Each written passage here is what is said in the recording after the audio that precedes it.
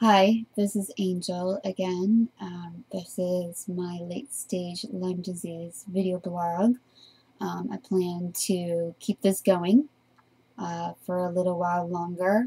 Um, I usually write on a blog, on Blogspot, and um, to actually talk to a camera is pretty different. Um, Today I met up with some friends and we went to a lake and pizza with the kids and got ice cream and all that, and it was a lot of fun. I was the one who ate a lot of that food, but it was really a good time. I am really, really tired. I'm still sleeping about 6 hours at night. I usually can't unwind enough to go to sleep. I don't know why, and I'm waking up pretty early. I was on a painkiller called Tramadol, and it was making me sleep about 8 to 10 hours a day. And I find with my Lyme disease, I always need a lot of rest, and not having it is really taking a toll on me. It's why my eyes keep wanting to close right now. I'm just really tired. Today was actually a decent health day. I did twitch a little here and there, just a few times, not a big episode like the one you saw before. It was actually nice to just be among people, around adults, and my son was able to run around with his friends, and it was just a nice time. I think the thing with this illness that's the hardest is feeling alone, feeling isolated. I've had days where I'm on the couch pretty much the whole day, just watching movies with my son, who's young, and trying to entertain him the best I can when I'm not able to run around. I think that's the hardest thing, is getting that adult time, that social time. Today I was with my friends and I twitched, and they could see it, but we didn't focus on it. It just happened and we moved on. And those are the friends I appreciate the most, whether they have Lyme disease or not. They're able to see past my illness, and they're able to see me as a person, and we're able to mutually enjoy each other's company and laugh and have a good time. I'm finding that the more that I do that for myself, the more that I'm able to find the joy in life beyond my illness. And I think that's the trick of it, I'm learning, is just to get out there, good or bad day, as best I can, and just be out amongst people to the best of my ability. There's several times I've actually gone to the library with my son, absolutely sick as a dog, but sitting there, which is all I could do, and him playing really helped a lot. And even now we've gotten to know people, just chit-chatting a little with other moms. It just relieved that isolation feeling for a time.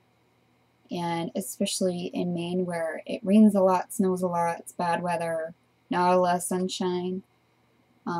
Getting out just helps your sanity.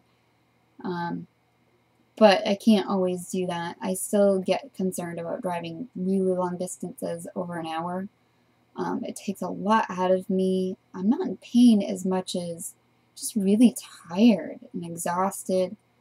And especially with not sleeping by 6, 7 o'clock at night. I mean, I could sleep forever.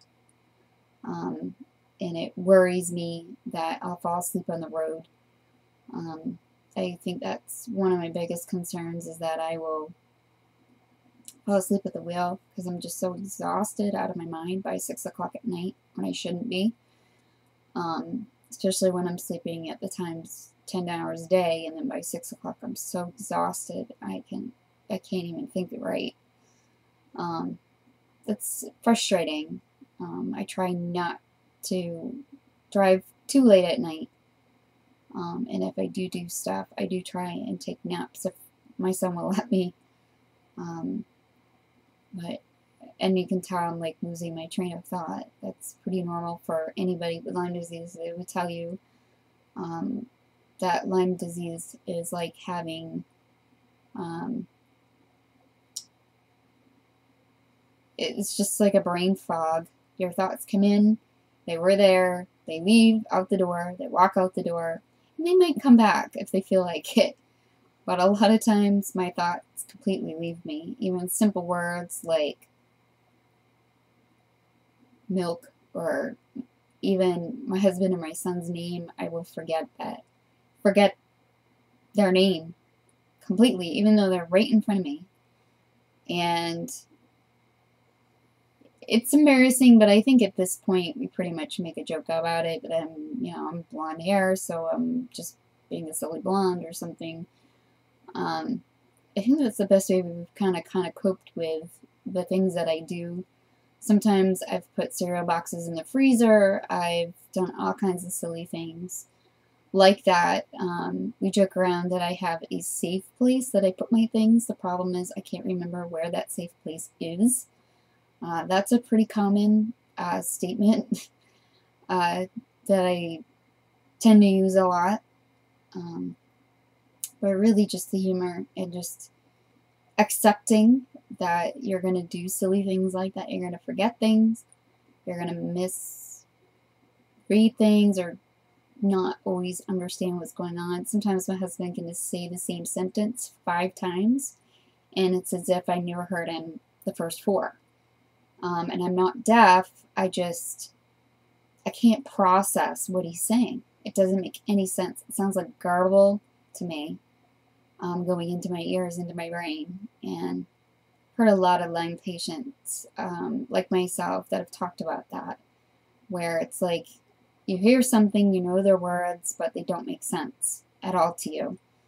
And it's like it takes a while for my brain to get it, that I need to give a response to a certain question or whatever. It's certainly weird. It's just the best way I can explain it. Welcome to my brain fog.